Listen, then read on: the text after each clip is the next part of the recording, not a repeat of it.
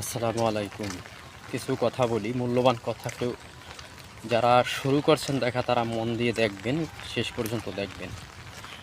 দেখেন, বাহ্যিকভাবে আমরা যেটা দেখি আর ভিতরটা কিন্তু এক নয়। উদাহরণস্বরূপ তরমুজের উপরটা সবুজ, ভিতরটা লাল, এরকমই হয়। আল্লাহ তাআলা বলেছে, আমি বান্দার বাহ্যিক কার্যক্রম দেখি না, আমি বান্দার কি দেখি, মন দেখি, দিল দেখি, ভিতর দেখি, তারপর সেই অনুযায়ী বিচার করা হয়।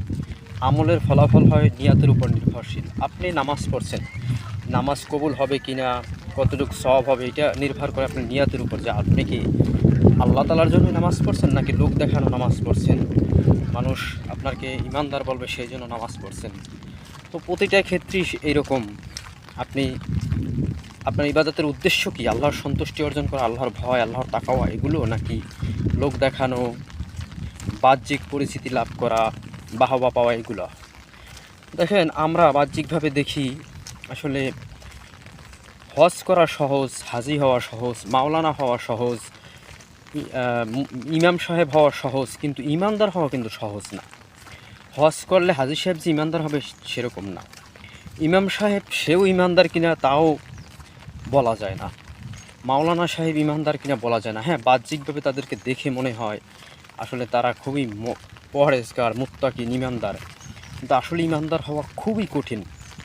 বাহ্যিকভাবে আপনি দেখবেন তাদেরকে দেখে মনে হবে ইমানদার, আসলে তারা ইমানদার নাও হতে পারে। তো আল্লাহ রাসূলকে সাহাবীরা প্রশ্ন করেছিল, সবার আগে জাহান্নামে যাবে কারা এবং জান্নাতে যাবে কারা? আল্লাহ রাসূল বলেছিল, সবার আগে জাহান্নামে যাবে আলেমগণ, আর জান্নাতেও যাবে আলেমগণ। তো এক ধরনের আলেম জান্নাতে যাবে, এক ধরনের আলেম জাহান্নামে যাবে। কোন আলেম জাহান্নামে যাবে? যারা দুনিয়াবি স্বার্থের জন্য, লোক দেখানোর জন্য তারা আলেম হয়েছে, কার্যক্রম করেছে, কর্মকাণ্ড করেছে। তো ঠিক এরকমই আলেম সাহেব যদি সবার আগে জাহান্নামে যায়, মানে হাজি সাহেব, এরপর হচ্ছে মাওলানা সাহেব, এরাও তো যাবে। তো সুতরাং বলা যায় না যে কেউ আসলে বাহ্যিকভাবে দেখা বলা যায় না যে আসলে সে কতটা ইমানদার বা এমনও হাজি সাহেব, মাওলানা সাহেব, ইমাম সাহেব এরাও জাহান্নামে যাবে। আবার এমনও লোক আছে যারা খুবই খারাপ বাহ্যিকভাবে দেখতে, কিন্তু তারাও ইমানদার বা ইমানদার হয়ে কবরে যাবে। তারা আল্লাহকে ভয় করে, তারা অনুশোচনা করে, অনুতপ্ত হয় এবং শেষ পর্যন্ত তওবা করে তারা ফিরে আসে এবং আল্লাহ তাআলা তাদেরকে কবুল করে। তো এরকম অনেক বাহ্যিকভাবে দেখে আসলে বলা যায় না যে আসলে কে কীরকম। আর এই জন্যই আল্লাহ তাআলা ভিতর দেখে বিচার করে এবং করবেন।